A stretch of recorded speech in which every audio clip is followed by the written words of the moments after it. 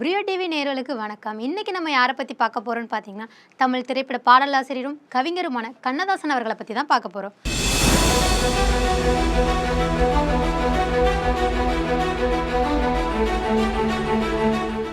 கண்ணதாசன் அவர்கள் தமிழ்நாட்டில் உள்ள காரைக்குடி அருகே சிறுகூடல்பட்டி என்னும் ஊரில் ஜூன் 24, 1927ஆம் ஆண்டு சாத்தப்ப செட்டியார் விசாலாட்சி நேருக்கு 8வது மகனாக பிறந்தார்.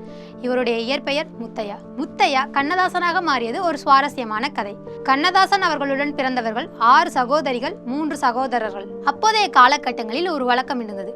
குழந்தைகளை அதிகம் கொண்டிருக்கும் குடும்பத்தார்கள் விரும்பினால் குழந்தைகள் இல்லாத குடும்பத்திற்கு பிள்ளையை தத்து கொடுப்பது வழக்கமாக இருந்தது. அந்த வகையில் கண்ணதாசன் அவர்களும் காரைக்குடியை சேர்ந்த பழனியப்ப செட்டியார் சிகப்பி ஆட்சி குடும்பத்திற்கு 7000 ரூபாய்க்கு தத்து கொடுக்கப்பட்டார். அங்கே அவருக்கு நாராயணன் என்று பெயரை வைத்தார்கள். அவரது கிராமமான சிறுகூடல்பட்டியில் ஆரம்ப கல்வியை பயின்ற கண்ணதாசன் அமராவதி புதூர் உயர்நிலைப் பள்ளியில் 8ஆம் வகுப்பு வரை படித்தார். சிறு வயதிலிருந்தே சிறு சிறு புத்தகங்களை வாசிக்கும் பழக்கம் கொண்டிருந்தார் கண்ணதாசன். அதனால் தானும் இப்படிப்பட்ட கவிதைகளை எழுத வேண்டும் என்ற ஆர்வம் அவருக்கு எழுந்தது. 15 வயதில் கவிதைகளை எழுத தொடங்கினார் கவிஞர் கண்ணதாசன். சினிமா ஆர்வமும் அவருக்கு வந்தது. தற்போது சினிமா துறையில் சிகரம் தொட்ட பலரில் சிலர் சினிமாவில் நடிக்க வேண்டும் என்று கனவோடு சென்னைக்கு வந்தவர்கள்.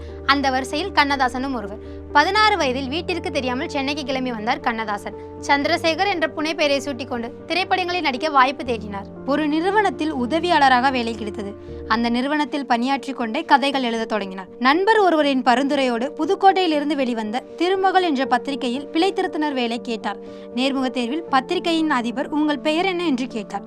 அப்போது அந்த நொடியில் அவர் பெயரை கண்ணதாசன் என்று பதில் சொன்னார். முத்தையா கண்ணதாசனாக மாறியது அந்த தருணத்தில் தான். கண்ணதாசனின் திறமையால் ஒரு நாள் ஒரு இதழுக்கு தலையங்கம் எழுதும் வாய்ப்பு கிடைத்தது. இந்திய தேசமும் இராணுவம் பற்றி கண்ணதாசன் எழுதிய தலையங்கம் பத்திரிகை அதிபரை பெரிதும் கவர்ந்தது. உடனே அவர் பத்திரிகையின் ஆசிரியராக பணியமர்த்தப்பட்டார். பின்னர் சண்டமாருதம், திரையொளி, தென்றல் திரை, திருமகள், முல்லை உள்ளிட்ட இதழ்களில் பணியாற்றினார். கண்ணதாசன் என்ற பத்திரிகையை அவரே நடத்தினார். அனைத்து பத்திரிகைகளிலும் அவருடைய கவிதைகள், கதைகள், கட்டுரைகள், நாடகங்கள் வெளிவந்தன. கவிதைகள் மூலம் அடையாளம் காணப்பட்ட கண்ணதாசன் திரைப்படங்களுக்கு பாடல் எழுத வேண்டும் என்ற எண்ணத்தின் வெளிப்பாட்டின் வெளிச்சமாக சண்டமாருதம் பத்திரிகை நிறுத்தப்பட்ட பிறகு மாடர்ன் தியேட்டர்ஸ் கதை இலாக்காவில் கண்ணதாசன் சேர்க்கப்பட்டார். கதை சந்திப்பில் கருணாநிதியின் நட்பு கிடைத்தது. அதன் வழி திராவிட இயக்கத்தின் மீது ஆர்வம் அதிகமானது. பிறகு பத்திரிகை பணிகளை உதறி தள்ளிவிட்டு முழு மூச்சாக திரைப்படங்களுக்கு பாடல் எழுத வாய்ப்பு தேடினார். ஜூபிட்டர் நிறுவனத்தில் தான் இயக்கிய கல்வனின் காதலி படத்தில் பாடல் எழுத வாய்ப்பு கொடுத்தார் கே. ராம்நாத். இந்த பாடல் தான் கண்ணதாசனின் முதல் பாடல். அதன் பிறகு 30 ஆண்டுகள் திரைத்துறையை முற்றிலும் முழுவதுமாக ஆளுமை செய்தார். கவிஞர், பாடலாசிரியர், அரசியல்வாதி, கதை, திரைக்கதை தயாரிப்பாளர், இலக்கிய ஆசிரியர் என தனது ஆளுமையை வெளிப்படுத்தி வந்தார். 3 மனைவிகள், 15 பிள்ளைகள் என வாழ்ந்த கண்ணதாசன் தனது வாழ்க்கை வரலாற்றை வனவாசம் என்ற பெயரில் புத்தகமாக எழுதினார். கண்ணதாசன் எழுதிய பெரும்பான்மையான பாடல்கள் அவருடைய அனுபவத்தினால் வந்தவை. இன்றும் சிலருக்கு தாலாட்டாக, மனம் தோய்ந்து கிடப்பவர்களுக்கு உத்வேகமாக, துன்பங்கள் துயரங்களுக்கு ஆறுதலாக கண்ணதாசனின் பாடல்கள் அமைகின்றன.